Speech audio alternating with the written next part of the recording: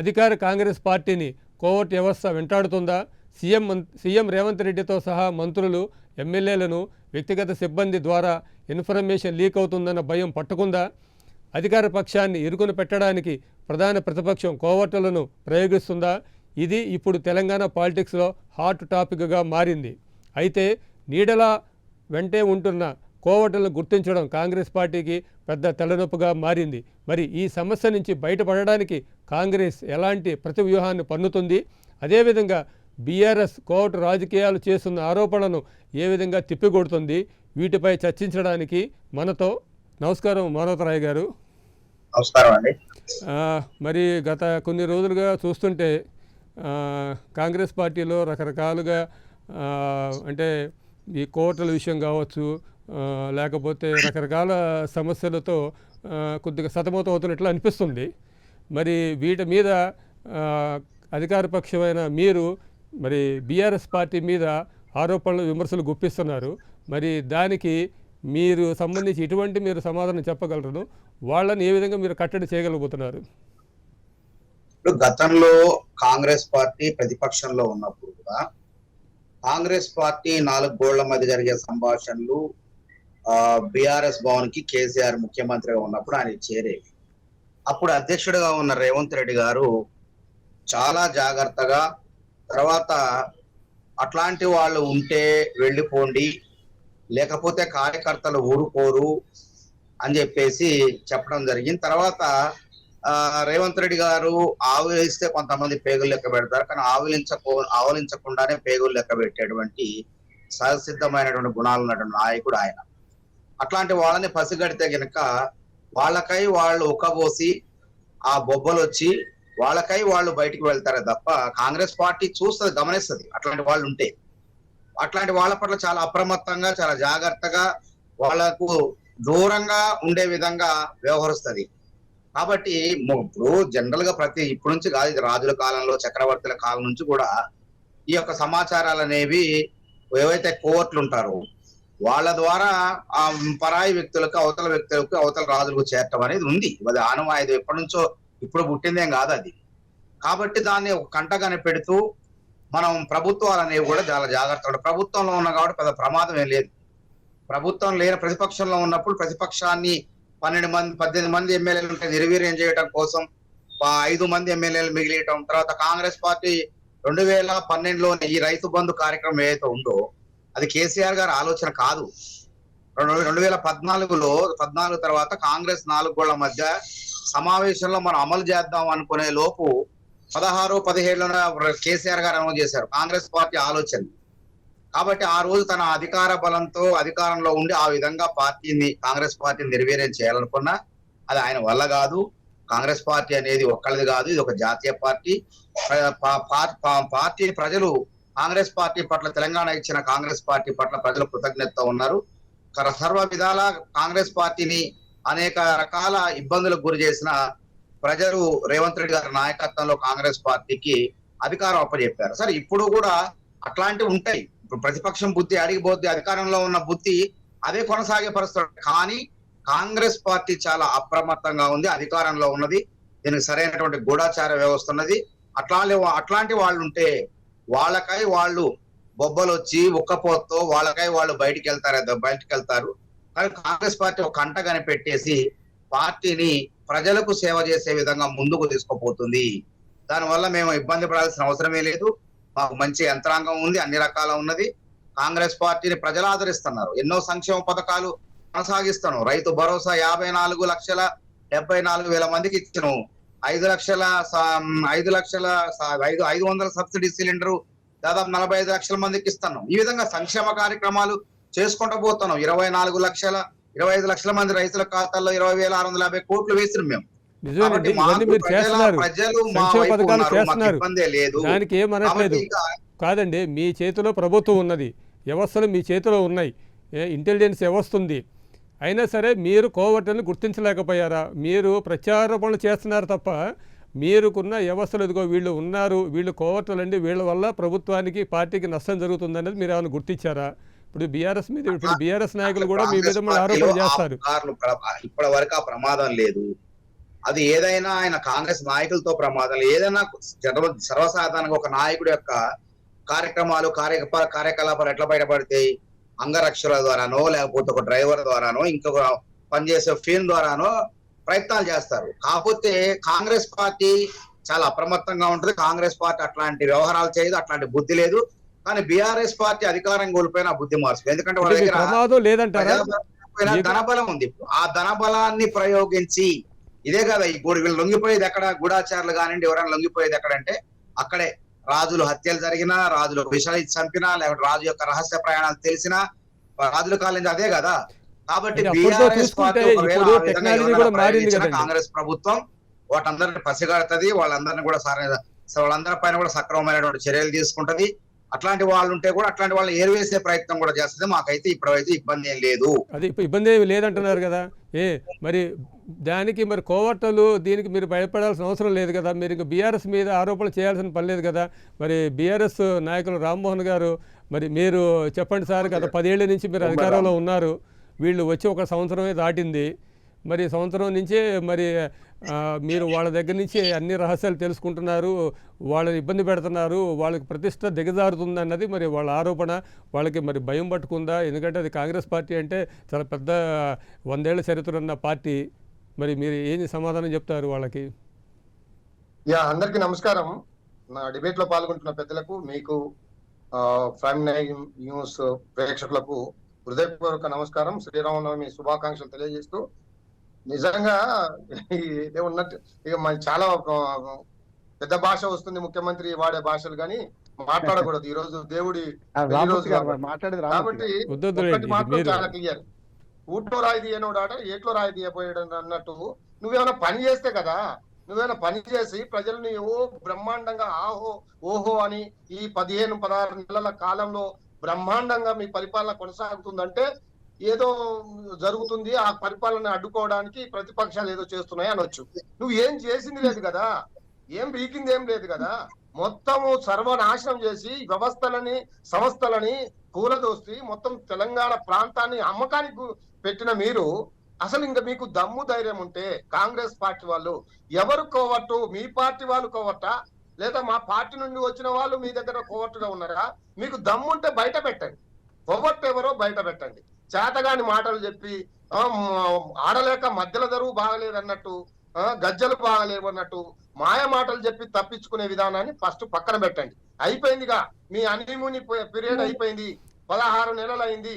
ఇచ్చిన ఏ ఒక్క హామీ ఒక్కటి కూడా సక్సెస్ఫుల్లీ కంప్లీట్ చేయలేదు, కొన్ని మొదలే పెట్టలేదు.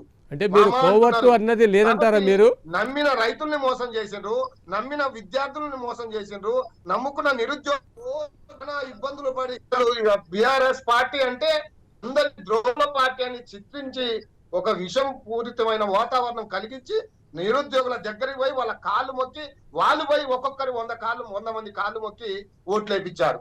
మరి వాళ్ళు ఇప్పుడు మీరు ఏడుస్తున్నారు, వాళ్ళ మీద లాఠీ చార్జీ జరుగుతున్నది, వాళ్ళు ఉద్యోగాలు లేక అలో లక్షణాన్ని ఏడుస్తున్నారు. మీరు 2 లక్షల ఉద్యోగాలు ఇస్తారన్నారు ఈ సంవత్సరం. ఏమైనా మరి మీరు చెప్పిన హామీలు? విమర్శలు సరేనండి, కానీ ఇప్పుడు ఈ సబ్జెక్టు కాదండి, ఈ సబ్జెక్టు కోవర్టు పాలిటిక్స్ సంబంధించింది. మీరు ఆరోపణలు చేద్దరు కానీ విమర్శలు చేద్దరు కానీ మీకు సమయం కూడా ఇస్తానండి. మరి విశ్లేషకులు, మరి రామ్మోహన్ గారు మీరేమంటారండి? ఇప్పుడు కాంగ్రెస్ బీఆర్ఎస్ పట్ల మీ ఆలోచన కానీ మీ అభిప్రాయాలు ఏంటి చెప్పండి రామ్మోహన్ గారు. ఒరిజినల్గా మీరు అన్నది వెంకటేశ్వరరావు గారు, మీకు అట్లాగే మానవతరాయ్ గారికి, రామ్మూర్తి గారికి, ప్రైమ్ న్యూస్ ప్రేక్షకులకు నమస్కారం. మీరు సీనియర్ జర్నలిస్ట్ తెలుసు మీకు, నేను కూడా 50 ఏళ్ల సీనియర్ జర్నలిస్ట్. 2 నిమిషాలు చెప్తాను. న్యాయవాదిగా ఈ విషయం ఏంటిది, కోవర్ట్ రాజకీయాలు ఎట్లా ఉంటాయి. ఇంతకుముందు మానవతరాయ్ గారు ఒక మంచి మాట చెప్పారు. పురాణ కాలంలో రావణాసురునికి కోవర్ట్ ఎవరంటే విభీషణుడు. ఎందుకంటే అన్న ప్రాణం ఎక్కడుందో చెప్పాడు, ఎక్కడ బాణం కొడితే అన్న ప్రాణం పోతుంది. అట్లాగే ఇంటి దొంగ ప్రాణహాని అంటారు వెంకటేశ్వరరావు గారు. ఇంటి దొంగ ప్రాణహాని ఎప్పుడైనా కూడా. ఇక కాంగ్రెస్ విషయానికి వస్తాం. ఎందుకంటే కాంగ్రెస్ మొదటి నుంచి అంతర్గత ప్రజాస్వామ్యం ఎక్కువ. అంతర్గత ప్రజాస్వామ్యంలో అన్నీ ఉంటాయి. అంతేందుకు నేను పేరు కూడా చెప్తున్నాను. ఒకనాడు జానారెడ్డినే కోవట్టున్న సందర్భం చూశాం. ఎవరు మన పెద్ద సీనియర్ నాయకుడు జానారెడ్డి గారిని కూడా అట్లాంటి వాళ్ళని 2-3 కోవట్టులు అన్న సందర్భం చూశాం. రేవంత్ రెడ్డి గారు పేరు పెట్టినా పేరు పెట్టకపోయినా అన్యాపదేశంగా వీళ్ళందరి గురించి చెప్పారు. గతంలో బీఆర్ఎస్ కు కోవర్ట్గా వీళ్ళని పేర్కొన్నారు. ఇప్పుడు కూడా కోవర్ట్లు ఉంటారు, ఎప్పుడైనా ఉంటారు. బీఆర్ఎస్ లో ఉంటారు, కాంగ్రెస్ లో ఉంటారు. కానీ కాంగ్రెస్ కొంచెం ప్రజాస్వామీకరణ ఎక్కువ, అట్లాగే అంతర్గత ప్రజాస్వామ్యం లేదు, బహిర్గత ప్రజాస్వామ్యం ఎక్కువ కనుక వాళ్ళు బయటపడుతుంటారు. ఇక్కడికే వస్తుందండి. ఎప్పుడు కూడా ఎదుటివాడి చెప్పుల్లో కాళ్ళు పెట్టి రాజకీయాలు చేస్తే నడవవు. నేను 50 ఏళ్ళుగా చూస్తాను రాజకీయంలో పోటీ చేసిన వాడిని గెలిచిన వాడు కూడా. ఏమవుతుందంటే ఎదుటివాడి ప్లాన్ను పేకాటలో కదా మనం పసిగట్టాలి అంతవరకే. కానీ ఎదుటివాడి ప్లాన్ను విచ్ఛిన్నం చేయాలంటే వీళ్ళ ప్లాన్ ఉండాలి కదా. ఇప్పుడు రాజకీయాలు వెంకటేశ్వరరావు గారు తమ బలాల మీద గెలవాలి, కానీ ఎదుటివాడి బలహీనత మీద గెలవడం కష్టం. గెలవడం కూడా అంటున్నాను, అది కేవలం నష్టం చేస్తుంది. తాత్కాలికంగా రాకపోయినా దీర్ఘకాలంగా నష్టం చేస్తాయి. ఎదుటివారి నుంచి సమాచారం సేకరించే క్రమంలో వాడు చెప్పుడు మాటలు వింటుంటే వీడి సమాచారం కూడా వాడికి చేరుతుంది కదా. రెండోది అది తెలియదు. అప్పుడు పార్టీల పరిస్థితి వేరండి. ఇప్పుడు ఏమవుతుందంటే ఒక పార్టీలో గెలిచి వేరే పార్టీలోకి వెళ్ళిపోతున్నారు, వేరే పార్టీలో గెలిచి ఈ పార్టీలోకి వస్తున్నారు. అది గత 15 ఏళ్ల నుంచి చాలా ఎక్కువైపోయింది. అంటే మీరు నేను 40 ఏళ్ళ చూసుంటాం, ఎందుకంటే మీరు కూడా సీనియర్ ఇది కాబట్టి. కానీ ఇప్పుడు అట్లా లేదు కదండి. బీజేపీ నుంచి కాంగ్రెస్కి వస్తున్నారు, కాంగ్రెస్ నుంచి బీఆర్ఎస్కి వెళ్తున్నారు. అంటే ఒకళ్ళొకళ్ళు తెలియకుండానే సమాచారం లీక్ అవుతుందేమో కదా. చాలా కరెక్ట్. ఏమంటా అంటే గోరా శాస్త్రి గారు ఆంధ్రభూమి ఉన్నప్పుడు రాస్తున్నాను 50 ఏళ్ళు కరెక్ట్గా ఈ సంవత్సరానికి. అట్లా ఈనాడు ఇవన్నీ చూసాం, మీరు చూసా, నేను చూసాం. కానీ సమస్య ఏంటంటే ఆనాటి విలువలు లేవు. గాయారాం సంస్కృతి ఇవాళ వచ్చింది కాదు. ఫిరాయింపుల గురించి ప్రస్తావించారు కానీ చెప్తున్నాను. నేను ఒక్కడిని గెలిచినా సరే ప్రభుత్వం నాదే, ముఖ్యమంత్రి నేనే భజనలో కదా, హర్యానా ముఖ్యమంత్రి. ఎందుకని ఏమంటా అంటే అది పోయినాయి, ఆ విలువలు పోయినాయి. ఏ పార్టీలు గెలుస్తున్నారు, ఏ పార్టీకి పోతున్నారు. ఇంతకుముందు మనోహరరావు గారు చెప్పారు కదా, 18 మంది గెలిస్తే 13 మంది తీసుకోవడం, అట్లా చూసాం మనం. కనుక నేనేమంటున్నాను అంటే ఇప్పుడు రాజకీయాల్లో, ఈ కోవటి రాజకీయాల్లో నాకు ఎప్పుడో చందమామల దేవన కథ గుర్తొస్తుంది. ఒక 6 నిమిషం కథ చెప్తాను నేను. అదేంటంటే ఒక రాజుగారికి ఎదుటివారి మనసులో ఏముంది అని తెలుసుకోవాలనిపించిందట. ఘోర తపస్సు చేసిండు, దేవుడు ప్రత్యక్షమైంది. ఏం కావాలా బిడ్డ అంటే ఎదుటివాడి మనసులో నా గురించి ఏమనుకుంటున్నారు తెలుసుకుందాం అనుకున్నాట. అక్కడ కష్టాలు పొందేది వాడికి. వెంకటేశ్వరరావు గారు నీ ముందు తీయగా మాట్లాడతాను నేను, కానీ వెనక వెంకటేశ్వరరావు గారు ఏంటో నేను చెప్తాను అనుకోండి. అప్పుడు ఏమవుతుంది, ఆ విషయం మీకు తెలిసింది అనుకోండి, కష్టం కదా. ఎదుటివారి మనోభావాలను వెల్లడించే ఒక విద్య నేర్చుకున్నాక, ఆ భగవంతుడు వరం ఇచ్చినాక అది నేర్చుకుంటుంటే అందరి మీద విరక్తి కలిగిందట. దగ్గర వాళ్ళ కూడా విరక్తి కలిగి ఈ రాజకీయం వద్దని అడవుల్లోకి వెళ్ళిపోయిందట. ఎందుకంటే ముందే తెలుస్తుంది వాడు ఏమనుకుంటున్నాడు. అట్లాగే కేసీఆర్ గారు కూడా గతంలో ప్రతిపక్షంలో ఉన్నప్పుడు, ఏది కాంగ్రెస్ పార్టీ ప్రతిపక్షంలో ఉన్నప్పుడు కానీ బీజేపీలో కానీ కొందరు కోవటులు పెట్టారు. చివరికి ఏమైందంటే ప్రతిపక్షాల విషయాలు తెలుసుకోవడమే కాకుండా తన పక్షంలోని హరీష్ రావు గారు, కేటీఆర్ గారు కొడుకుతో సహా బిడ్డతో సహా అందరి విషయాలు తెలిసిపోతున్నాయి ఆయనకు. అప్పుడు ఏమైంది, నిజంగా చెప్పారంటే మన కేసీఆర్ గారు కూడా విరక్తి పుట్టింది ఆ రాజులాగానే. అందుకని ఏం చేశారు చూసారా, రెండోసారి గెలిచినప్పుడు 2 నెలలు 6 నెలలు మంత్రివర్గమే లేదు, ఇద్దరే ఉన్నారు. ఆయన హోమ్ మినిస్టర్ మన మహబూద్ అలీ ఇద్దరే ఉన్నారు. చూశారు కదా, కొడుకు కానీ అల్లుడు కానీ ఇవ్వలేదు.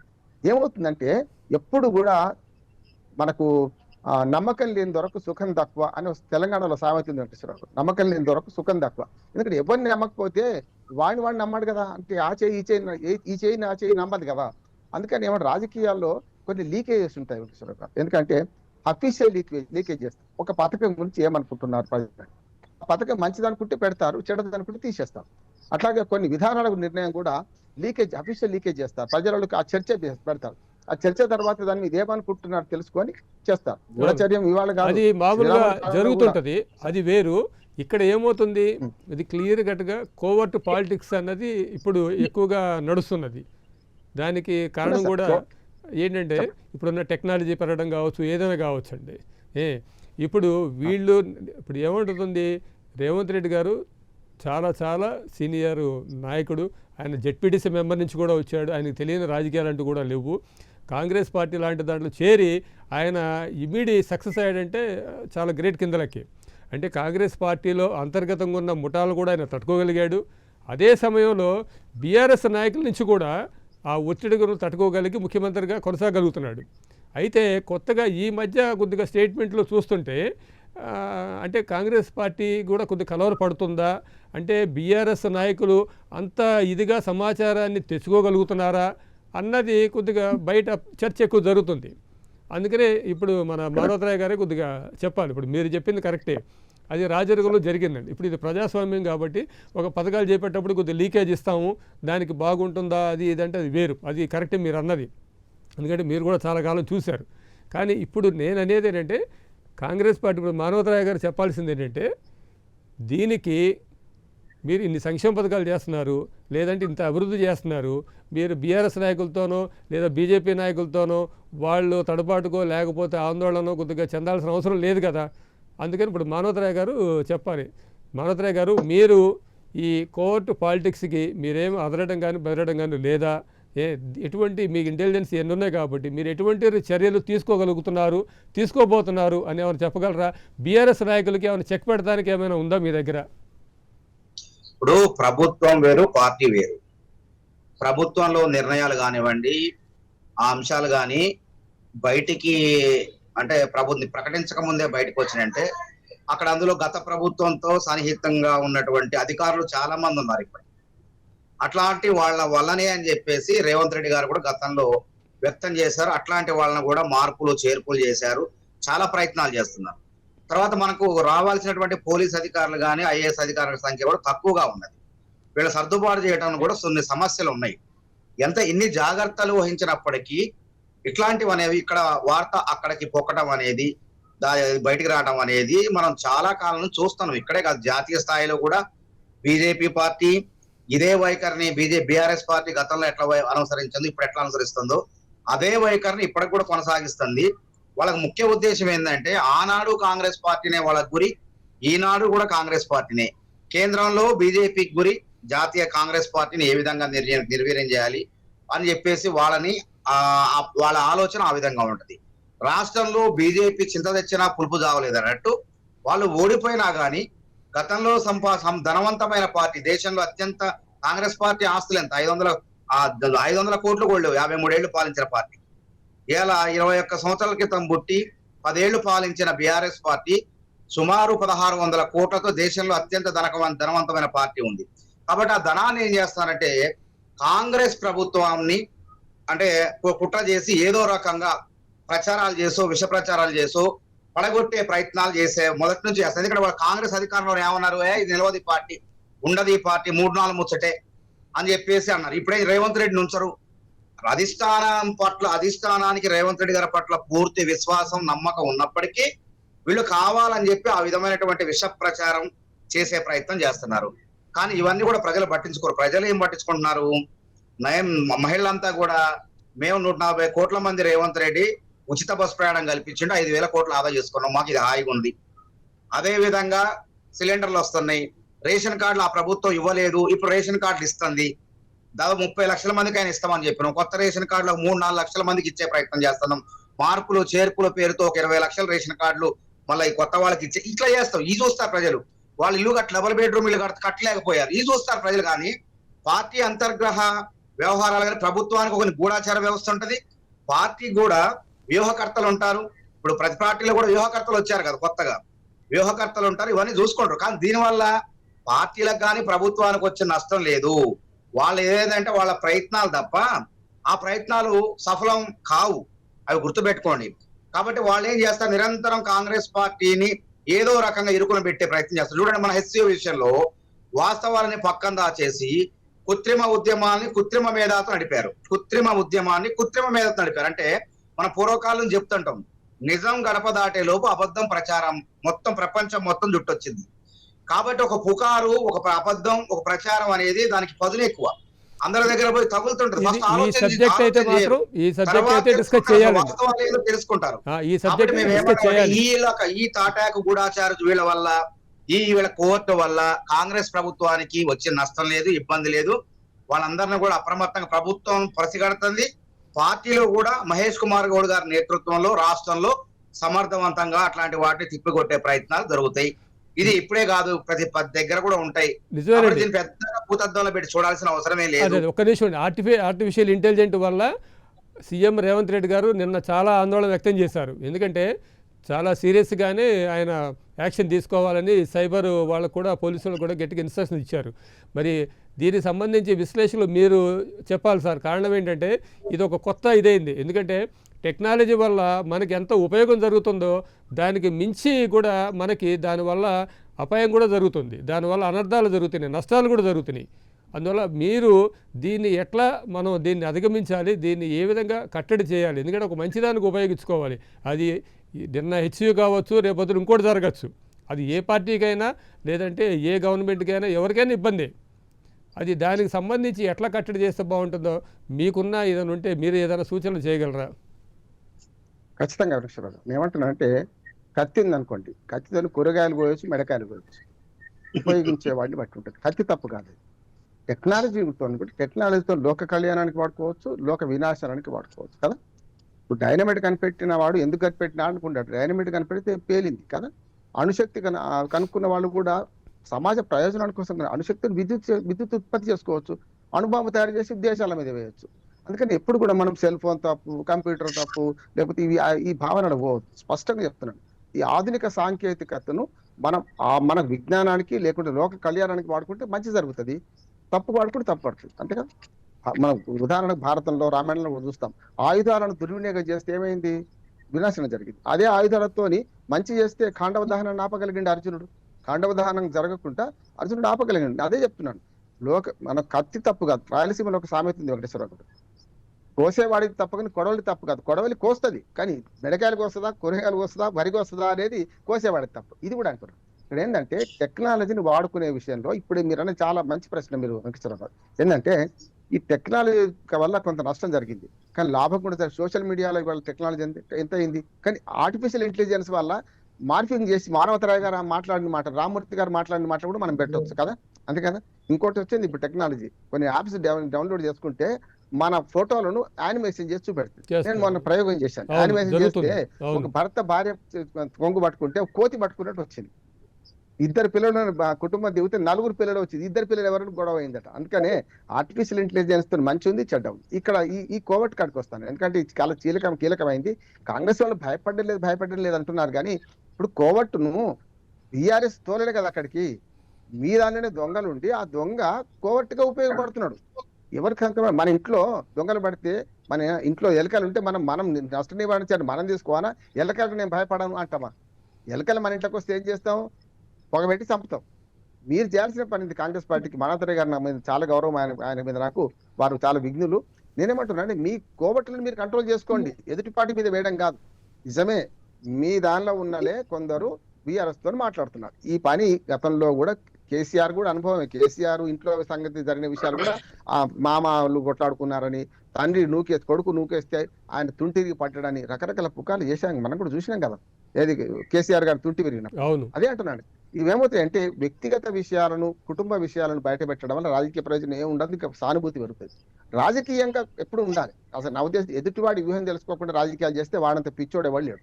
ఎదుటివాడి వ్యూహం తెలుసుకోవాలి, దానికి తగ్గట్టు చేయాలి. ఇంతకుముందు మనోహర్ గారు అన్నారు, మేము రైతు బంధు ప్రోగ్రామ్ మాది, వాళ్ళు ఇంప్లిమెంట్ చేశారు. మరి ఆనాడే చెప్పాలి కదా, రైతు బంధు మాది, వీళ్ళు 2018 రెండోసారి అధికారంలోకి వచ్చినప్పుడు కేసీఆర్ గారు ఇంప్లిమెంట్ చేశారు. మరి రైతు బంధు ప్రోగ్రామ్ మాది అనుకున్నారు, రైతు బంధు విమర్శించారు వాళ్ళు. రైతు బంధు పనికిరాని పథకం అన్నారు, రుణమాఫీ కరెక్ట్ అన్నారు. నేనేమంటున్నానంటే ఇప్పుడు చెప్తే కాదు, ఆనాడే మేము రైతు బంధు అనుకుంటున్నాం, వీళ్ళు చేస్తున్నారు, మేము ఎంతకంటే అద్భుతంగా చేస్తామంటే అది వేరే వస్తుండే. అందుకని ఇప్పుడు ఏమవుతుంది, పిల్లి మొక్కలు వేస్తున్నాయి పార్టీలన్నీ కూడా. ఈ రెండు పార్టీలు అంటే ఒక పార్టీ కాదు, బీజేపీ కూడా. ఇక బీజేపీ వాట్సాప్ యూనివర్సిటీ వాళ్ళు వస్తే బాగుండింది, మంచిగా మాట్లాడదు. వాట్సాప్ యూనివర్సిటీకి ఆద్యులు ఎవరంటే బీజేపీ మొట్టమొదటి. వీళ్ళిద్దరు కాదు, వీళ్ళిద్దరు వేరు. కానీ ఆ బీజేపీ కూడా ఇవాళ ఈ రకరకాల విషయాలు బండి సంజయ్ ఒకటి మాట్లాడతారు, కిషన్ రెడ్డి గారు ఒకటి మాట్లాడతారు, ఇంకోరు మాట్లాడతారు. ఇంకోటి సమాజంలో శాంతి భద్రతలకు భంగం చేసే విషయాల్లో కూడా పార్టీలు కొంచెం వ్యవహరిస్తున్నాయి ఇట్లాంటివి అంటున్నారు. నిజంగా చెప్పాలంటే మనోహర్ గారు మనందరం గుండె మీద చేసుకొని చెప్తాం. అక్కడ మన హెచ్సియులో జరిగింది, మీరు యూనివర్సిటీ స్టూడెంట్, మీరు స్కాలర్, హెచ్సియులో జరిగింది మొత్తం ఆర్టిఫిషియల్ ఇంటెలిజెన్స్ అంటారా? అక్కడ ఏం లేదా? నేను 3-4 సార్లు గెస్ట్ ఫ్యాకల్టీ పోయినా, నేను చూసిన వాడిని. జింకలు ఉన్నాయి, నెమళ్ళు ఉన్నాయి. దీన్ని వాస్తవాన్ని దాస్తే అరచేతిని అడ్డం పెట్టి సూర్యకాంతిని ఆపలేరు కదా. మన నినాదం అదే మనోహర్ గారు, మన ఇద్దరు నినాదం అదే. ఆ అరచేతిని అడ్డం పెట్టి సూర్యకాంతిని ఆపలేమా? ఎవరు ఆపలేరు. కనుక ఇక్కడ దొంగలు అంటే ఊళ్ళని పంచుకున్నట్టు ఈ మొత్తం అన్ని పార్టీల్లో ఉంటారు సార్ కోవట్లు. బయటపడితే దొరికితే దొంగ, దొరకకపోతే దొరనే కదా. మీ దాంట్లో దొరికిండ్రు, వాడిని కంట్రోల్ చేయండి.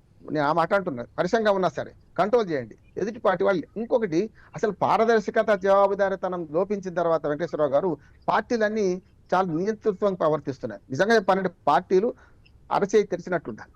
కానీ పార్టీలు ఏం చేస్తున్నాయి? పార్టీలు ప్రభుత్వాలు కానీ ఇవాళ సమాచారం హక్కు దొరకదు మనకు. ఏ ప్రభుత్వం వచ్చినా, అంతకుముందు ఆయన కానీ ఇప్పుడు వీళ్ళు కానీ. రెండవది, పారదర్శకంగా పాలిస్తలేరు. ట్రాన్స్పరెన్సీ, అకౌంటబిలిటీ, ఈ రెండు ప్రభుత్వానికి బాధ్యత వహించింది. ఈ రెండు లేకపోతే ఏ ప్రభుత్వం అయినా ఇటువంటి ఇబ్బందులు ఎదుర్కొంటుంది. అది ఇప్పుడు రామ్మోహన్ గారు ఒక నిమిషం, మన మానవరాయ్ గారు చెప్పాలనుకుంటున్నారు, అంటే హెచ్సియు గురించి ఏమన్నా స్పందిస్తారేమో. హెచ్సియు గురించి రామ్మోహన్ రావు గారు రేవెత్తిన 2 ప్రశ్నలు. మేము 2014లో గాంధీ భవన్ లో 4 గోళ్ల మధ్య చర్చించుకున్న అంశం టీవీలో కూడా వచ్చింది. ఆ రోజు వచ్చిన తర్వాత అది కేసీఆర్ గారు 16, 17లోనో అసలు పథకంగా అనౌన్స్ చేశారు ఆయన. కాబట్టి ఆ రోజు మేము లేవనెత్తినాం. షబ్బీర్ అలీ గారు వీళ్ళంతా విలేకరుల సమావేశ కాపీలు ఉన్నాయి మా దగ్గర, అంతా కూడా మాట్లాడిన సరే అయిపోయిన ముచ్చటది. ఇప్పుడు హెచ్సియు విషయంలో నాకు కూడా హైదరాబాద్ సెంట్రల్ యూనివర్సిటీతో పరిచయాలు ఉన్నాయి. చాలా రోహిత్ వేముల ఉద్యమాలు రాహుల్ గాంధీ గారితో మేము కూడా నడిచినాం అక్కడ. ఆ కాలంలోనే అనేక అసలు వాస్తవంగా అవి సురక్షిత ప్రాంతం కాదు. జింకలకు గాని అడవి పందులు కూడా కొన్ని ఇప్పుడు మొత్తం కోసుకు తిన్నారు వేటగాళ్ళు. ఆ జింకలు 100ల సంఖ్యలో ఉంటే 10ల సంఖ్యలో ఉన్నాయి ఇప్పుడు. అది రాత్రిపూట ఒకవేళ ఆ చిట్టడి చిన్నపాటి ఆ చిన్న అడవిలో అడవి కూడా కాదు, చెట్లు ఉంటాయి అంతే. ఆడికి వెళితే ఎవరో ఒకడు వేటగాళ్ళు కనపడతారు మనకి. మా విద్యార్థులు పట్టుకొని తరిమిన రోజులు ఉన్నాయి అక్కడ. కాబట్టి వాస్తవంగా రేవంత్ రెడ్డి గారు ప్రభుత్వ భూమిని స్వాధీనం చేసుకుని, ఎందుకంటే అవి కూడా సురక్షితం కాదు కాబట్టి వాటిని సురక్షిత ప్రాంతం ఎక్కడ తరలించాలా, నెహ్రూ జూ పార్కో లేకుంటే వనస్థలిపురం జింకల పార్కో అక్కడ తరలిస్తే వాడికి ఆహారం దొరుకుతుంది, సురక్షితంగా ఉంటాయి. వాస్తవంగా వాడు దొరికే ఆహారం ఏంటంటే పిజ్జాలు, బర్గర్లు, అది కూడా ఎవరైనా వదిలివేసినవి, చెత్తా చెదర. చుట్టుపక్కల కాంక్రీట్ జంగల్ ఉంది. ఆ అపార్ట్మెంట్ లో వాళ్ళు వ్యర్థాలు తినంగా మిగిలిన వ్యర్థాలన్నీ కూడా ప్లాస్టిక్ అక్కడ పడేస్తే పాపం ఆ వీళ్ళు విడుదల చేసిన ఫోటోలు ఉన్నాయి. అవి ఏం తింటున్నాయి? గడ్డి తింటలే, పచ్చని చెట్లు గడ్డి తింటలే. అవి ఏం తింటాయి అంటే బడాబాబులు వదిలేసినటువంటి వ్యర్థాలని, పిజ్జాలు, బర్గర్ లాంటివి, తర్వాత ప్లాస్టిక్ తింటున్నాయి పాపం జింకలు. కాబట్టి మేము రేవంత్ రెడ్డి గారు ఏమంటే ఇది మీరు అధికారంలో ఉన్నారు, చురకలు తగలాలని చెప్పి చెలోక్తులుగా ఆ రోజు అసెంబ్లీలో అక్కడ ఏమున్నాయని మాట్లాడింది. కానీ వాస్తవంగా ఉన్నాయని రేవంత్ రెడ్డి గారు తెలిసి ఈ నెమ్మల్లోనే ఓయిలో ఉన్న ఇప్పటికీ 2000 సంవత్సరం దాకా ఓయి జింకలు ఉంటే సురక్షితం కాదని చెప్పి వనస్థలిపురం తరలించారు. కాబట్టి ఇక్కడ సమస్య ఏం వచ్చిందంటే ఫస్ట్ మా భూమి అన్నారు. ఎప్పుడైతే రేవంత్ రెడ్డి గారు కాగితాలు ఆధారాలు మొత్తం బయటపెట్టి కోర్టుకు వెళ్ళి సుప్రీంకోర్టు చెప్పిన తర్వాత బయటపెట్టిన తర్వాత జైవ వైవిధ్యం అన్నారు. నేనేమన్నంటే నిజంగా రోహిత్ వేముల చావు కారణమైన బీజేపీ వాళ్లకు జీవ వైవిధ్యం గుర్తొచ్చిందంటే, ఒక మనిషి ప్రాణం బలిగొన్న వాళ్లకు జీవ వైవిధ్యం గుర్తొచ్చిందంటే చాలా ఆశ్చర్యంగా ఉంది. ఒక మనిషి చనిపోతే కనీసం మానవతాధారంతో ఒక ఎఫ్ఐఆర్ నమోదు చేయనటువంటి బీఆర్ఎస్ పార్టీ వాళ్ళకి జీవ వైవిధ్యం గుర్తొచ్చిందంటే చాలా హాస్యాస్పదంగా ఉంది. చెప్పేది దయచేసి ఇక్కడ రాజకీయం కాదండి, అది హెచ్సియు, అది విద్యార్థులది, వాళ్ళ జరుగుతుంది. ఇప్పుడు ఆల్రెడీ దాని మీద చర్చ జరుగుతుంది. మీ ఇన్ఛార్జి మీనాక్షి గారు కూడా వచ్చారు, దాని మీద అబ్జర్వ్ చేస్తున్నారు. అది ఓకేనండి, అది పక్కన పెడతాం. మనం అనేది ఏంటంటే ఇప్పుడు ఆయన రామ్మోహన్ గారు అడిగిన దానికి మీరు చెప్పారు, మళ్ళీ మనం డైవర్షన్ వద్దండి, మనం కోర్టు ఈ పాలిటిక్స్ దాని వరకే ఇది వెళ్దాము. ఇప్పుడు మరి బీఆర్ఎస్ నాయకులు, మరి మీరు ఇప్పుడున్న ఇదంతా కూడా మీరు విన్నారు, ఈ కోర్టు సంబంధించి మరి మీరు నిజంగా మీకేమన్నా అక్కడ సిస్టమ్ ఏమైనా ఉందా, లేకపోతే వీళ్ళు ఆరోపణలే చేస్తున్నారు అన్నది మీ వాదన, మీరు ఏ విధంగా చెప్పాలనుకుంటున్నారు? నేను ఒక్కటే అడుగుతున్నాను మానవరాయ్ గారిని, నిజంగా కోర్టు ఆపరేషన్ జరుగుతున్నది, కోర్టులు మా దగ్గర నుంచి పోయి చెప్తున్నారు అంటే మీ పార్టీ వాళ్ళు మాకు చెప్తున్నారా, లేదా మా పార్టీ వాళ్ళు మీ పార్టీలోకి వచ్చి చేరిన వాళ్ళ 10 మంది ఎమ్మెల్యేల ఒకలా, లేకపోతే ఎవరో ఒకరు బయట పెట్టండి. మీకు బయట పెట్టి ఇగో మా పార్టీలో మాకే నష్టం జరుగుతుందని మీరు పెట్టిన వెడ్డింగ్లలో ఉంది. ఇప్పుడు ఇవాళ టీవీ వాళ్ళు పెట్టిన వెడ్డింగ్లలో పార్టీలోనే వాళ్ళకు ఒక కోర్టు దొరికిండ్రు అని అంటారు. ఆ కోర్టు ఎవరో బయట పెట్టండి. మంత్రినా, ఎమ్మెల్యేనా, మరి పిసిసి అధ్యక్షుడా, లేదా సీఎం రేవంత్ రెడ్డి బీజేపీకి కోర్టుగా మారిండా, ఎవరు మారిండా అనేది చెప్పాలి కదా. మీరు బయట పెట్టుకోకుండా, మీరు పని చేసుకోకుండా, మీరు ఇచ్చిన హామీలు నెరవేర్చకుండా ప్రజల మీద నెపం నెట్టి, ప్రతిపక్షాల మీద నెపం నెట్టి, వాళ్ళ మీద ఏదో ఒకటి ప్రతిదీ డైవర్షన్ పాలిటిక్సే. మీరు 16 నెలల కాలంలో ఏ ఒక్క నిర్ణయం తీసుకున్నా అది ప్రజా వ్యతిరేక నిర్ణయాలే తీసుకున్నారు. అందుకనే ప్రజలు తిరగబడుతున్నారు. ప్రజలు తిరగబడమే కాదు, మీరు ఇచ్చిన పథకాలు ఒక్కటి కూడా అమలు కావడం లేదు కాబట్టి అడుగుతున్నారు. దీంట్లో ఇంకా కోర్టు పాలిటిక్స్ ఏ ఉంటది. మీరేమైనా ఈ భారతదేశంలో నెంబర్ 1 స్థానంలో ఉండడానికి ఏమైనా అద్భుతాలు ఏమైనా కనిపెడుతుంటే కోర్టు వచ్చి చెప్పి ప్రతిపక్షాలు వాటిని విచ్ఛిన్నం చేస్తున్నాయా? మీరేం తీసుకోలేదు కదా. ఒక ప్రాజెక్టు తీసుకురాలే, ఒక కరెంటు తీసుకురాలే, ఒక కాలేజీలు తీసుకురాలే, ఒక పెద్ద కంపెనీలు తీసుకురాలే. ఎందుకు ఏం జరిగిందని ఈ 15 నెలల కాలంలో కోర్టుగా ఉన్నదంటే మీకు చేత కావడం లేదు, మీకు పని చేయడం చేత కావడం లేదు. మీరు ప్రభుత్వాన్ని నడిపే దాంట్లో అట్టర్ ఫ్లాప్ అయ్యారు. మీరు మీరు ప్రభుత్వం నడపడానికి పనికిరారని ప్రజలు తెలిసి చెప్పారు. ఈ 16 నెలల్లో ప్రజలకు అర్థమైపోయింది. ఇచ్చిన హామీలు మాత్రం ఇష్టం వచ్చినట్టు బారెడు హామీలు ఇచ్చారు. కనీసం జానడు పని కూడా చేయడం లేదు. కాబట్టి మీరు ఇచ్చే హామీలు నెరవేర్చేంత వరకు మీరు ఎన్ని అబద్ధాలు చెప్పినా గానీ ప్రజలు ఖచ్చితంగా తిరగబడతారు. మానవరాయ్ గారు, మీరు ఇప్పుడు మీకు అవకాశం దొరికింది, మేము చాలా బ్రహ్మాండంగా ఉన్నాం. అదే మానవరాయ్ గారు, ఇప్పుడు మీకు అవకాశం దొరికింది. ఇప్పుడు మీరు ఇప్పటి వరకు మీ గవర్నమెంట్ ఏం చేసింది, ఒక నిర్మాణాత్మకంగా మీరు ఒక 5-6 అంశాలు మీరు చెప్పడానికి ప్రయత్నం చేయండి. మీరు మరి ఆయనకి సమాధానం చెప్పినట్లుగా ఉంటుంది. ఎందుకంటే మరి ఆయన ఆ విధంగా విమర్శలు గుప్పిస్తున్నారు. టిఆర్ఎస్ వాళ్ళు బంజారా హిల్స్ లో జూబ్లీ హిల్స్ లో ఉన్న బడాబాబులకు వాళ్ళు దోచిపెట్టదండి. మా గవర్నమెంట్ 45 లక్షల మందికి 500కే సబ్సిడీ సిలిండర్ ఇస్తున్నాం. బంజారా హిల్స్, జూబ్లీ హిల్స్ ఆ బీఆర్ఎస్ పార్టీ దోచిపెట్టి వాళ్ళకి ఇచ్చినట్టు సంక్షేమ పథకాలు ఇవ్వమండి. అదేవిధంగా దాదాపు గృహజ్యోతి పథకం కింద 200 యూనిట్ల ఉచిత విద్యుత్ దాదాపు 50 లక్షల మందికి 20 లక్షల ఇళ్లు వాళ్ళకి డబుల్ బెడ్రూమ్ ఇల్లు కట్టడం చేత కాకపోతే 20 లక్షల ఇళ్లకు గ్రామ కమిటీల ద్వారా ఎంపికలు జరిగినాయి. త్వరలో అవి ప్రారంభించబోతున్నాం. 5 ఏళ్ల తర్వాత ప్రజల ఆస్తులు మాకు ఉంటాయి. 20 లక్షల అయితే ఏ అభివృద్ధి లేకపోతే ఒక విషయం ఏందా, ఏ అభివృద్ధి జరగకపోతే అది ఏం చేసిందంటే మానవీయ విలువలతో రేవంత్ రెడ్డి పోతాడు. ప్రభుత్వ ఆస్తులు కబ్జాకూరుల చేతుల్లోంచి కాపాడతాడు. ట్రాన్స్జెండర్లు వాళ్ళు లింగ మార్పిడి చేసుకున్న వ్యక్తులు వాళ్ళ సమాజంలో వాళ్ళని గుర్తింపే లేదు. అట్లాంటి వాళ్ళని కూడా గౌరవించాలి. వాళ్లే మనుషులు అని చెప్పి వాళ్ళని పోలీస్ శాఖలో, హోంగార్డులో ట్రాఫిక్ మీద తీసుకొచ్చి ట్రాఫిక్ విధులు నిర్వర్తించే విధంగా చేస్తాడు. ఇది కాదా?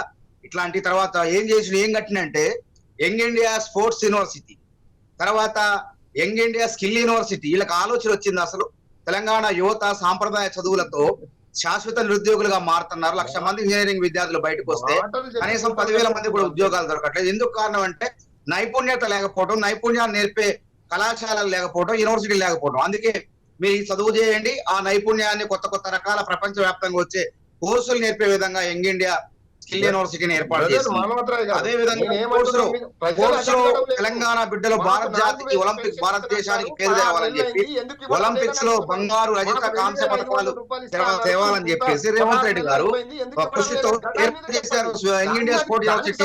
అదే విధంగా గురుకులాలు 1020 గురుకులాలు అభ్యముప్పడుగా పక్కా భవనాలు లేకుండా బీఆర్ఎస్ నాయకుల కోళ్ల ఫారం నడుపుతుంటే దాదాపు 11,500 కోట్లు వెచ్చించి సమీకృత గురుకులాలని చెప్పి అన్ని గురుకులాలను కూడా ఒక నియోజకవర్గంలో అంటే 119 నియోజకవర్గాల్లో పక్కా భవనాలు 25 ఎకరాల్లో ఒక గురుకులాన్ని నిర్మించి చక్కని ప్రణాళికల్లో విద్యా విధానాన్ని ముందు తీసుకుపోతుంది. కనపట్టలేదా? అసలు విద్యా కమిషన్ వేసిందంటే వాళ్ళు గతంలో ఏమన్నా విద్యాభివృద్ధి కోసం ఏనాడన్నా వీసీని పిలిచి మీటింగ్ పెట్టిందంటే వాళ్ళు ఏమన్నా? కాబట్టి మేము త్వరలో ఇంకా తీసుకునే నిర్ణయాలు సంచలనాత్మక పేదవాళ్ళకి, మధ్యతరగతి తల్లిదండ్రులకి ఊరట కలిగించే విధంగా నిర్ణయాలు ఉన్నాయి. వాళ్ళు ఆ రోజు అన్నిటిని అమ్మేశారు. ప్రకృతి సంపదను దాదాపు 40,000 ఎకరాలు అమ్మేశారు. కొండలు, కుక్కలు, పుట్టలు, చెట్లు వాటన్నిటి కూడా టీవీలో కూర్చొని మాట్లాడుతుంటే చాలా నవ్వుతుందండి.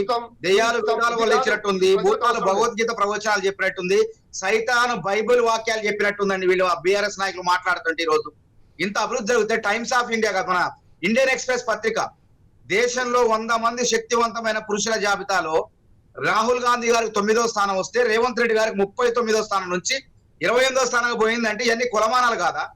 ఉత్తగొస్తాయి. మరి బీఆర్ఎస్ నాయకుడు ఎవరు లేడే? అందరూ రాష్ట్రంలో బీజేపీ నాయకులు ఎవరు లేరే? అధికారంలో ఉన్న బీజేపీ వాళ్ళు ఉన్నారు. ప్రతిపక్షంలో ఉన్నటువంటి రాజకీయ నాయకుల్లో రేవంత్ రెడ్డి గారు, రాహుల్ గాంధీ ఉన్నారంటే వాళ్ళు కష్టపడుతున్నారు, వ్యవస్థలో మార్పులు తీసుకురావడానికి మాట్లాడుతున్నారు. రాహుల్ గాంధీ గారు పార్లమెంట్ లో కొట్లాడుతున్నారు. రేవంత్ రెడ్డి గారు కష్టపడి కష్టపడుతున్నారు. ప్రజలకు ఎట్లా మాయ మాటలు చెప్పాలో కష్టపడుతున్నారు. మనోహర్ గారు ఒక్క నిమిషం ఆగండి, దయచేసి ఆగండి. మీ ఇద్దరు ఆగండి, మీ ఇద్దరు ఆగండి. మీ ఇద్దరు చెప్పారు కదా, ఇప్పటి వరకు 16 నెలలు 17 నెలలు అవుతుంది. మరి రామ్మోహన్ గారు మీరు అన్నీ విన్నారు. ఈ 16 నెలల్లో మన మానవరాయ్ గారు చెప్పినట్లుగా కాంగ్రెస్ పార్టీ అధికారంలోకి వచ్చిన తర్వాత ఏ విధంగా అభివృద్ధి చేసింది లేదా సంక్షేమ పథకాలు ఏం చేసింది, మీరు ఒక విశ్లేషకులుగా పార్టీలకు అతీతంగా మీరు మాట్లాడతారు కాబట్టి మీరేమనుకుంటున్నారు? ఏమైనా చేసిందని అనుకుంటున్నారా, లేదా ఇంకా బీఆర్ఎస్ కన్నా తక్కువ చేసింది అనుకుంటున్నారా, ఎక్కువ చేసింది అనుకుంటున్నారా? అంటే అసలు ఏమైనా చేస్తే 10 సంవత్సరాలు వేరు, ఇది 16 నెలలు అనుకోండి, కనీసం ఆ విధంగా అడుగులన్నా వేసిందా, కొన్నైనా సక్సెస్ అయిందా? ఇద్దరు చెప్పే నిజమే అంటున్నాను. అర్ధ సత్యాలు అసత్యాలు రెండు ఉన్నాయి. ఎందుకంటే కట్టమంచి రామలింగారెడ్డి గారు మన ఆంధ్ర యూనివర్సిటీ వైస్ ఛాన్సలర్ 2 సార్లు చేశారు. ఆయన ఉన్నప్పుడట ఇద్దరు ప్రొఫెసర్లు కొట్లాడుకొని వచ్చి ఒకరి మీద ఎవరు చాడీ చెప్పుకున్నారు. ఇదేమో బహిరంగ చర్చ. చర్చ 2 విన్న తర్వాత రామలింగారెడ్డి గారు ఏమన్నారట అంటే ఇద్దరిని ఒకేసారి పిలిపించి మీరు ఇద్దరు చెప్తుంది నిజమే, ఒకరి మీద ఆరోపణలు ఒకరు చేసుకోవడం వల్ల ఇద్దరు నిజాలు చెప్పారు, ఒకరి మీద ఒకరు ఏం చేశారు చెప్పారు కనుక ఇద్దరిని బయటకు పంపిస్తున్నాము, ఇద్దరు వెళ్ళిపోండి అన్నారు. ప్రజలు ఆ నిర్ణయం తీసుకోపోతున్నారు. కట్టమంచి రామలింగారెడ్డి గారి నిర్ణయం ఏదో ప్రజలు తీసుకుంటున్నారు కూడా. 2014 నుంచి 10 ఏళ్ళు బీఆర్ఎస్ ని భరించారు. ఈ లాభం లేదనుకోని వీళ్ళని గెలిపించారు. వీళ్ళు అదే పని చేస్తున్నారు. చెప్పలేము ఎవరిని గెలిపిస్తారు. అంటే ఇంకా చాలా సమయం ఉంది కదండి, ఇంకా 16 నెలలే కదా, ఆశావాదిని. ఎప్పుడుకో నేను ఇంకా చాలా ఆశావాదిని. సమయం ఉంది, నేను ఆశావాదిని. ఇంకా అవకాశం ఉంది కాంగ్రెస్ గ్లాసులో పార్టీకి సగం- చేయడానికి. అదేవిధంగా ఇంకా బీఆర్ఎస్ నేను- కూడా నేను- ఈ మధ్య కదా కేసీఆర్ గారు కూడా ఈ చెప్తా. మధ్య కదా అక్కడికి ప్రజల్లోకి వస్తున్నారు. గతంతో అక్కడికి పోల్చుకుంటే వస్తున్నాను సార్. నేను పక్షపాతం ఏం లేదు, వాళ్ళు ఏం చేస్తే వీళ్ళని చెప్తున్నాను. నేను ఒకటే మాట్లాడుతున్నాను. గ్లాసులో సగం నీళ్లు ఉన్నాయి ఎంత నిజమో, గ్లాసులో సగం నీళ్లు లేనివి కూడా అంతే నిజం. వీళ్ళిద్దరు ఏం చేస్తున్నారు, అధికారంలో ఉన్నవాడు నీళ్లు ఉన్నాయని చూపెడుతున్నారు, లేని వాళ్ళు నీళ్లు లేవని చూపెడుతున్నారు. అంతే తేడా, రెండు వాస్తవమే. ఈ వాస్తవాన్ని అర్థం చేసుకొని గత 10 ఏళ్లలో ఏమి జరగలేదంటే ఎంత తప్పు, ఇప్పుడు ఈ 16 నెలలు అన్ని జరిగినాయంటే అంతే తప్పు. మనోహర్ గారు లిస్టు చదివారు. ఎట్లా ఉందంటే చచ్చిపోయిన బర్రె పగిలిపోయిన బుడ్డెడు పాలు ఇచ్చిందట, అట్లా ఉన్నది. నేనంటే కాంగ్రెస్ నట్లేదు. గతంలో కూడా కేసీఆర్ గారు చాలా వెంకటేశ్వరరావు గారు నేను చెప్పని అంటే గతంలో కేసీఆర్ గారు కూడా 4 వైపులా 4 అద్భుతమైన ఆసుపత్రులు కడుతున్నామన్నాడు. ఒక్కటి పునాది రాయి కూడా బయలుదేరి. నేను అది కూడా చెప్తున్నాను. ఎక్కడ 4 వీళ్ళు ప్రాంతాలు కూడా సమయం తక్కువగా ఉందండి, సార్? కొద్దిగా చెప్పండి. అంటే 4 ప్రాంతాలు అంటే ఎక్కడెక్కడ, అంటే సూపర్ చెప్తాను. స్పెషాలిటీ అనా లేకపోతే హైదరాబాద్ చుట్టుపక్కల అదే సార్ కేసీఆర్ గారు మాట్లాడింది. హైదరాబాద్ చుట్టుపక్కల 4 ప్రాంతాలు, అటు తూర్పు, పడమర, ఉత్తరం, దక్షిణము 4 సూపర్ స్పెషాలిటీ ఆసుపత్రులు కట్టి ఎప్పుడో నిజాం కట్టిన మన గాంధీ మన ఉస్మానియా హాస్పిటల్ ఎందుకు ఉండాలి, ఎప్పుడో స్వాతంత్రం వచ్చిన కొత్తలో ఉన్న గాంధీ హాస్పిటల్ ఎందుకు ఉండాలి, ఈ 2 సరిపోతాయా హైదరాబాద్ నగరానికి అన్నారు, కట్టలే కదా. అట్లానే వీళ్ళు కూడా ఇప్పుడు చెప్పేటి అన్ని మాధవరావు చెప్పేటి అన్ని ఆలు లేదు, చూలు లేదు, కొడుకు పేరు సోమలింగం పెట్టేస్తున్నారు. ఒక్కటి కూడా మొదలు కాలే. వాళ్ళన్న స్కిల్ యూనివర్సిటీ మొదలు కాలే. వాళ్ళన్న ఏవైతే అద్భుతమైన 25 ఎకరాలు 50 ఎకరాలు మొదలు కాలేదు సార్. నేను చెప్తాను. తరగతులు ప్రారంభమైనాయి, ఎంహెచ్ఆర్డీలో తరగతులు ప్రారంభమైనాయి, నోటిఫికేషన్లు వస్తున్నాయి. అవి 3 నెలలకి 6 నెలలకి కోర్సులు ఉన్నాయి, అవి నడుస్తూనే ఉన్నాయి. పూర్తి కాల భవనాలు ప్రారంభమయ్యే వరకు ఇక్కడ నడుస్తున్నాయి క్లాసులు. ఇంకా ప్రారంభ దశలో ఉన్నాయి కదా, ప్రారంభ దశలో ఉన్నట్టు అయిపోయినాయి సార్. మీరు చెప్పే అన్ని కూడా తరగతులు ఆల్రెడీ ఒక బ్యాచ్ బయటకు పోయింది. 3 నెలల కోర్సులు, 6 నెలల కోర్సులు అవి ఉంటాయి. మన డిగ్రీ అయిపోయినా వాళ్ళు సాంప్రదాయబద్ధ కోర్సులు కాకుండా వాళ్ళు తాత్కాలికంగా 3 నెలల వ్యవధి, 6 నెలల వ్యవధి కోర్సులు వెళ్ళిపోతున్నారు. బ్యాచ్లు కూడా ఆల్రెడీ ప్రారంభమైనాయి, ఇప్పుడు జరుగుతున్నాయి క్లాసులు ఎంహెచ్ఆర్డీలో. నేను ఈ కాలేజీలకు వెళ్ళిన వాడిని, మీరు వెళ్తారు నేను వెళ్ళాను, మీరు తక్కువ అనుభవం అంటలేదు నేను, కానీ నేను ప్రత్యక్షంగా చూస్తున్నాను సార్. ఇవాళ ఎక్స్ట్రా కరిక్యులర్ యాక్టివిటీస్ మందగించినాయి. దోస్తు పథకం కింద డిగ్రీ కళాశాలలు సగానికి సగం అడ్మిషన్లు పడిపోయినాయి. ఇవాళ మెల్లమెల్లగా స్కూళ్లు మూతపడుతున్నాయి. విద్యా కమిషన్ వేసిన నిర్ణయాలు ఇప్పటికి మొదలు పెట్టలేదు. విద్యా కమిషన్ మొన్న హరగోపాల్ గారు నా ఫ్రెండ్ వారు మొన్న నివేదిక ఇచ్చారు. నేను స్పష్టంగా చెప్తున్నాను వెంకటేశ్వర గారు, ఇప్పుడు పొద్దుంది పొలం ఉంది అనుకుంటున్నాను. రేవంత్ రెడ్డి గారి మాటలు చెప్తున్నాను. 2020 మ్యాచ్ జరుగుతుంది. గతంలో పివి నరసింహారావు గారు వాళ్ళు ఉన్నప్పుడు 5 డే క్రికెట్ మ్యాచ్, 5 రోజుల మ్యాచ్ జరిగేది, మధ్యాహ్నం ఒక విశ్రాంతి ఉంటుంది ఒక రోజు, అది పోయింది. 1 డే క్రికెట్ మ్యాచ్లు పోయినాయి. ఇప్పుడు 2020 మ్యాచ్ మీరు ఆడరు, ప్రజలు ఆడుతున్నారు. ఇవాళ ఆంధ్రప్రదేశ్లో అయితే ఒక పార్టీ పోగానే ఇంకో 5 ఏళ్లకు మరో పార్టీని మారుస్తున్నారు. మన దగ్గర కొంచెం నయం కనుక 10 ఏళ్ళకి ఒకసారి మార్చిండ్రు. మీరు 10 ఏళ్ళు ఉంటామని కలలు కనకండి. 5 ఏళ్ళు ఇప్పటికీ 1.5 సంవత్సరం పోయింది. 6 నెలల ముందు ఎలక్షన్స్ వస్తాయి, మిగిలింది 3 ఏళ్ళుగా. నేను స్పష్టంగా రేవంత్ రెడ్డి గారికి విజ్ఞప్తి ఏంటంటే మీరు చేద్దామనుకున్న పనిని ఆగకుండా చేయండి, ఎవరు వద్దన్నారు. కానీ చేసే మునుపు తప్పు అంటున్నాను. హైడ్రా, మూసి, ఇవాళ లగచర్ల, ఇవాళ ఎస్యూ, ప్రతి దానికి కూడా ఏది పని మొదలు పెట్టాలి అది మొదలు పెట్టకుండా మళ్ళీ పునరాచన పడుతున్నారు. ఇవాళ ఎట్లా విడ్రా అవుదాం, బండ కింద చేయి ఇరికింది, ఎట్లా తీసుకుందామని ఆలోచించి చేయి ఇరక ముందు ఆలోచన చేయాలి కదా అని నేను అంటున్నాను. ప్రతి విషయం చూడండి సార్, నేను 8 ఉదాహరణలు చెప్తాను. ఈ ప్రభుత్వం మొదలుపెట్టిన ప్రతి పని కూడా ఓకేనండి. ఎందుకంటే ఒక్క నిమిషం అండి, ఒక్క నిమిషం ఆగండి, ఎందుకంటే సమయం లేదు. మీరు ఒక్కొక్కళ్ళకి ఒక 6 నిమిషం మించేది లేదు. మన రామ్మూర్తి గారు, మీరు కోవర్టుకు సంబంధించి మీకేమి సంబంధం లేదంటారు మీ పార్టీకి అనేది మీ ఇది. వీళ్ళేమో కోవర్ట్లు మీ దగ్గర నుంచి మా దగ్గరికి వచ్చిన వాళ్ళు ఉన్నారు, ఎక్కడో మా దగ్గర లీక్ అవుతుంది అన్నది చెప్తున్నారు వీళ్ళు. మానవతరాయ్ గారు, మరి రామ్మోహన్ రావు గారు విశ్లేషకులు వచ్చేసి ఇవన్నీ ఇప్పుడు కాదు రాజర్గ నుంచి ఉంటుందని చెప్తున్నారు. ఫైనల్గా మీరు చెప్పాల్సింది ఏంటంటే ఈ కోవర్టు రాజకీయాలు ఎంతవరకు అంటే మీ పార్టీలకు కానీ ప్రభుత్వానికి కానీ రాష్ట్రానికి ప్రయోజనమా లేకపోతే నష్టమా అరిష్టమా అన్నది మీరు కన్క్లూడ్ చేయండి కొద్దిసేపు. ముందు మరి మానవతరాయ్ గారు మీరు చెప్పండి, ఎందుకంటే మీ మీద ఆరోపణలు ఉన్నాయి కాబట్టి తర్వాత బీఆర్ఎస్ నాయకులు కూడా ఇది చెప్తాం.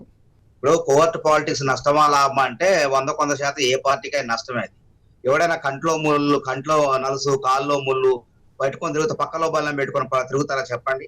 కాబట్టి ఎంతవరకు వారి నలుసును కూడా తీసేసి కాల్లో ముళ్ళును తీసేసి పక్కలో బల్యాలు తీసేసి నడుపుకోవాల్సి వస్తాయి. కానీ రాజకీయ పార్టీలకు పెద్ద ఇబ్బందికరమైన పరిస్థితి కాదు ఇది. వచ్చినంత మాత్రం కోర్టులో అంత మాత్రం వాళ్ళు సాధించేది ఏం లేదు.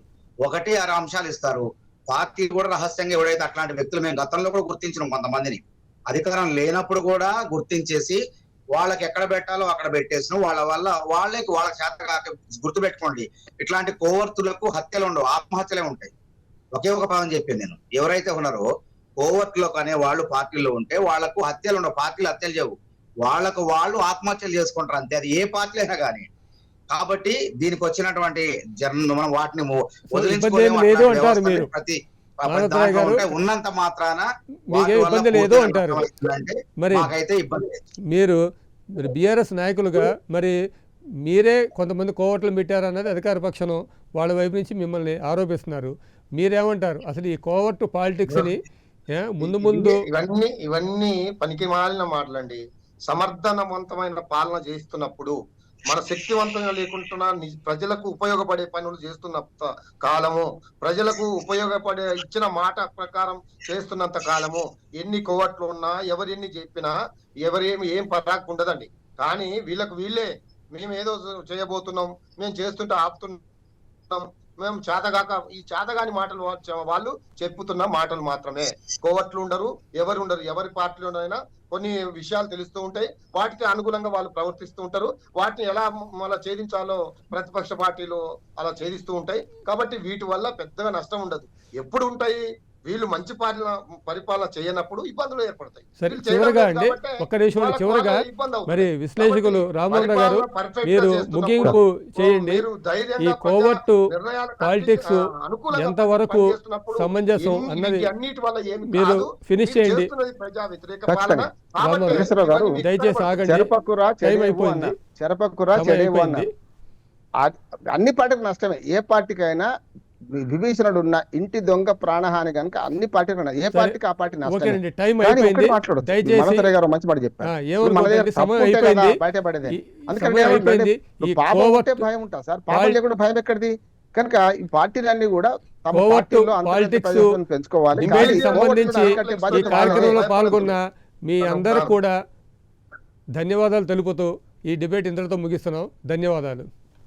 ఈ కోవర్ట్ పాలిటిక్స్ సంబంధించి ఈ డిబేట్లో పాల్గొన్న బీఆర్ఎస్ నాయకులు, కాంగ్రెస్ నాయకులు, విశ్లేషకులకి ధన్యవాదాలు.